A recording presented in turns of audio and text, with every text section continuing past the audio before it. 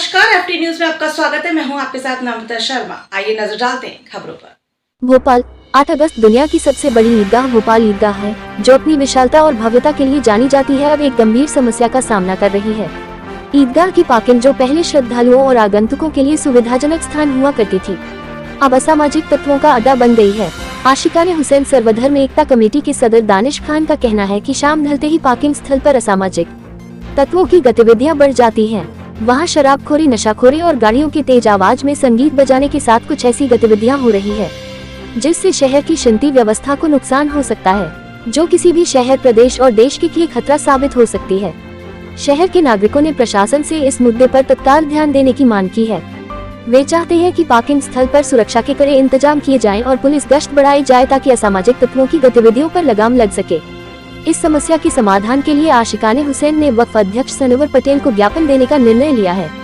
वे इस ज्ञापन के माध्यम से वक्फ बोर्ड से अपील करेंगे कि वे इस समस्या का शीघ्र समाधान निकालें और ईदगाह परिसर की सुरक्षा सुनिश्चित करें। आशिकाने हुसैन संस्था का कहना है कि वे इस समस्या से वाकिफ हैं और जल्द ही इसके समाधान के लिए प्रशासनिक अधिकारियों से बातचीत करेंगे। इसके साथ ही स्थानीय पुलिस भी इस मामले की जांच कर रही है और असामाजिक तत्वों के खिलाफ सख्त कार्रवाई का आश्वासन दिया है। भोपाल की यह ऐतिहासिक ईदगाह सिर्फ धार्मिक स्थल ही नहीं बल्कि सांस्कृतिक धरोहर भी है, इसलिए इसके आसपास के क्षेत्रों की सुरक्षा और स्वच्छता बनाए रखना अत्यंत महत्वपूर्ण है। उम्मीद है कि वक्फ बोर्ड और प्रशासन जल्द ही इस समस्या का समाधान निकालकर ईदगाह पार्किंग को नापाक होने से बचाएगा। इस ज्ञापन में शमशुल हसन बल्ली संरक्षक, मोहम्मद जहीर राष्ट्रीय सचिव समिति, शेख एजाज पूर्व जिला अध्यक्ष समिति, अकील अंसारी वर्तमान जिला अध्यक्ष, परवेज कुरैशी जिला महामंत्री, असद पठान जिला प्रभारी, नदीम कुरैशी, शाहरुख हफीज, मोनईन, अन्य समिति सदस्य, समाज सेवी व अन्य शहर के गणमान्य नागरिक उपस्थित रहे। देखिए, ये डेमोक्रेसी का गहना है। जब हम लोकतंत्र में काम करते हैं, समाज क्षेत्र में काम करते हैं, किसी संस्था के नाते काम करते हैं या सरकार के नाते काम करते हैं, तो हम लोगों की ड्यूटी है कि जन समस्याओं को ठीक करें, सुशासन की स्थापना करें। लेकिन जब कार्यक्षेत्र बड़ा होता है, राज्य वक्फ बोर्ड बड़ा वक्फ बोर्ड है, 14,999 वक्फ स्टेट उसमें आती है।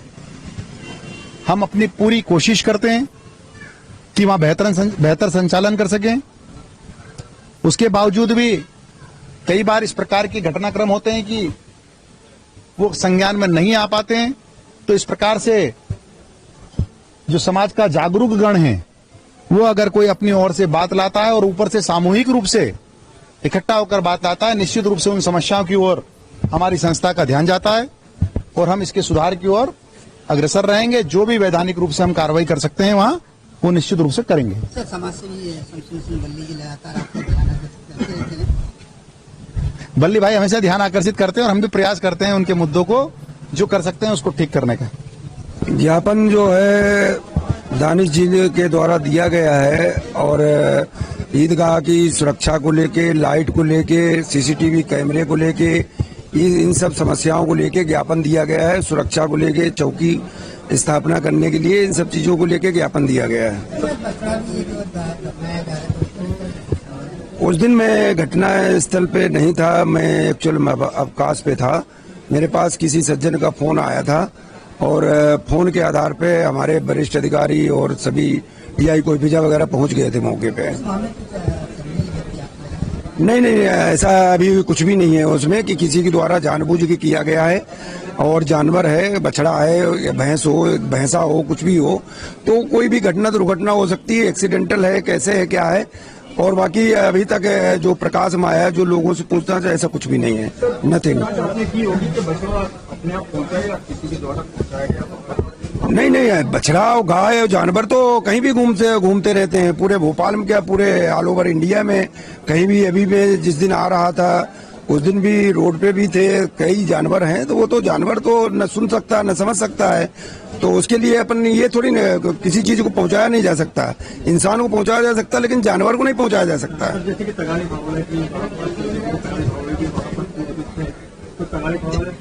इस संबंध में मैं नहीं कह सकता हूँ, लेकिन हो सकता कि किसी ऐसी जगह पे 4-5 महीने का बच्चा था, वो इस जगह उसकी किस कारण से डेथ हो गई है और उसको हो सकता है कोई अनजान व्यक्ति हो, रास्ते में पड़ा हो, इस चक्कर में ये सोच रहा हो कि यहाँ खाली जगह है तो वहाँ वो कर दिया जाए।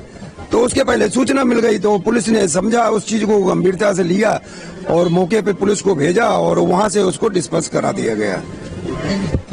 रात को किए जा रहा था, यकीनन वो निंदनीय है। अगर समय रहते पुलिस प्रशासन वहाँ नहीं पहुंचता तो हो सकता था कि कोई बड़ी घटना। अब पुलिस प्रशासन को इसकी जांच करना चाहिए कि वो प्री प्लान था या साजिश थी या एक इंसिडेंट था कि अचानक दफन कर रहे थे। एक इतनी बड़ी घटना को बहुत हल्के में जिस तरह से लिया गया वो एक विचार का, सोचने का विषय है। मैं यहाँ टीआई साहब भी मौजूद है, यहाँ पुलिस प्रशासन के लोग यहाँ मौजूद हैं। मैं चाहता हूँ कि उसकी गहन जांच की जाए कि बछड़ा गाय का वहाँ आया कैसे, लाए क्यों थे, वहाँ दफन करने का, गाड़ने का क्या औचित्य था मस्जिद कैंपस में। ये बड़ी जांच का विषय है। चूंकि पुलिस हमारे भोपाल की बहुत संवेदनशील है और शाहजहांबाद पुलिस बहुत एक्टिव है। पुलिस फौरन पहुंचती है, कहीं से मैसेज होता है पुलिस वहां जब्त करती है, वहां से हटाया जाता है तत्काल। तो पुलिस ये सब तो अच्छा करा, लेकिन जांच क्या करी पुलिस ने, कौन लोग पीछे थे, किन लोगों की प्लानिंग थी, क्या रूपरेखा उसके पीछे थी, उसकी भी जानकारी तमाम शहर के लोगों को होना चाहिए। ऐसे लोगों को बेनकाब करना चाहिए जो अगर प्लानिंग से कर रहे थे तो उनके चेहरे सामने आना चाहिए, चाहे वो किसी भी दल का हो या कितना ही बड़ा हो। वो अगर ऐसा कृत हमारे शहर की गंगा जमुना तहजीब को खंडित करने के लिए करता है तो यकीनन उसमें जूते मार के पुलिस को लाकअप दिखाना चाहिए थी और दिखाना चाहिए। टीआई साहब मौजूद हैं, पुलिस के और भी लोग मौजूद हैं कि वो बताएं कि कौन लोग थे, वो क्या प्लानिंग थी, क्या गिरफ्तारी हुई है कि या और जांचों की तरह जांच का विषय है। वो यही कहना चाहता हूं कि वक्फ बोर्ड को जो ज्ञापन दिया है इसमें अविलंब कार्रवाई होना चाहिए। वक्फ बोर्ड के पास मैंने पहले भी कहा बराबर हम लोग सब दानिश में हैं, ये लोग बहुत संघर्षशील लोग हैं, नौजवान हैं और ये जहां जहां लड़ने जाएंगे तो यकीनन शहर के तमाम लोग इनके पीछे और इनके से कंधे से कंधा मिलाकर चलेंगे। ये मुद्दा है इस जांच का, ये मुद्दा है अस्मिता का, ये मुद्दा है भोपाल की गंगा जमुनी तहजीब को बचाने का। इस पे हमें सबको मिलकर काम करना पड़ेगा, तभी हमारे शहर की गंगा जमुनी तहजीब जो मध्य प्रदेश में कायम है वो बनी रहेगी। अगर इस तरह के कृत्य होते हो पुलिस उसको पकड़ में तो लाती है लेकिन शो नहीं करती, क्या जांच हुई वो नहीं करती, वो एक जांच का विषय है। साहब जब भी भोपाल शहर में कहीं ऐसी अपनी घटना होती है सबसे पहले आप ही नेताओं अधिकारियों को फाइल बताने? नहीं, मैं नेता नहीं हूँ, मैं एक सामाजिक कार्यकर्ता हूँ जो हम सब लोग मिलकर एक कमेटी गठित हुई है और आइंदा आपको और भी चीजें इसके बारे में बताएंगे। हम सब मिलकर शहर की अस्मिता को, शहर को के गंगा जमुना तहजीब को, यहाँ के कल्चर को खंडित होने से बचाने का काम कर रहे हैं हम लोग यहाँ पर। हमें कोई राजनीति से सरोकार नहीं है। ये संघर्ष जो हमारा शहर को लेके, मध्य प्रदेश को लेके जो शुरू हुआ है, चालू है, ये निरंतर बदस्तूर जारी रहेगा। चाहे मध्य प्रदेश की घटना हो चाहे देश की घटना हो, इस भोपाल से आवाज उठाने का काम हम लोग सब मिलकर करेंगे। जी नाम बताइए। मेरा नाम मोहम्मद दानिश खान है। मैं आशिक़ान हुसैन सर्वधर्म एकता त्योहार कमेटी का राष्ट्रीय अध्यक्ष हूँ। आज ज्ञापन सौंपा गया वक्फ बोर्ड में। देखिए, आज हमने जो अभी 5 और 6 अगस्त की दरमियानी रात ईदगाह में घटना घटित हुई जो कि एक बड़ी निंदनीय घटना है। वहाँ कुछ लोगों ने गाय के बछड़े को जो ईदगाह की पार्किंग है वहाँ दफनाने का प्रयास किया, मगर वहाँ के क्षेत्रीय रहवासियों की और पुलिस की सूझबूझ से कोई बड़ी अप्रिय घटना घटने से बच गई। मगर हमें इसका ध्यान आकर्षित करना था वक्फ बोर्ड की ओर, क्योंकि सारे मस्जिद, मदारिस, इमाम बारगाहें जो हैं वो वक्फ बोर्ड के अधीन है, वक्फ बोर्ड के अंतर्गत आती हैं। तो ये वक्फ बोर्ड का फ़र्ज़ बनता है और दायित्व बनता है कि उनका रखरखाव, उनका मेंटेनेंस करे। वहाँ पे बड़ी समस्याएं आपने देखा होगा, जाके देखिए, जगह जगह बाउंड्री वॉल टूटती जा रही हैं, किसी तरह कोई मेंटेनेंस नहीं है। ईदगाह पे वैसे भी छत नहीं होती, चारों तरफ से खुली हुई होती है, तो वो ज़्यादा रिस्की मामला है। तो हमने ज्ञापन के माध्यम से अपनी 9 सूत्रीय मांगे वक्फ बोर्ड के सामने रखी हैं कि वहाँ पर एक पुलिस चौकी का निर्माण कराया जाए, वहाँ पर कैमरे की व्यवस्था की जाए, वहाँ सुरक्षा गार्ड लगाए जाएँ। उसके अलावा वहाँ की एक क्षेत्रीय रहवासियों के मिल के साथ एक कमेटी बनाई जाए जिससे कि ईदगाह में जो भी समस्याएँ हैं वो उसको देख रेख कर सकें और शासन प्रशासन से उसका कोऑर्डिनेट कर सकते। क्या आश्वासन मिला आपको?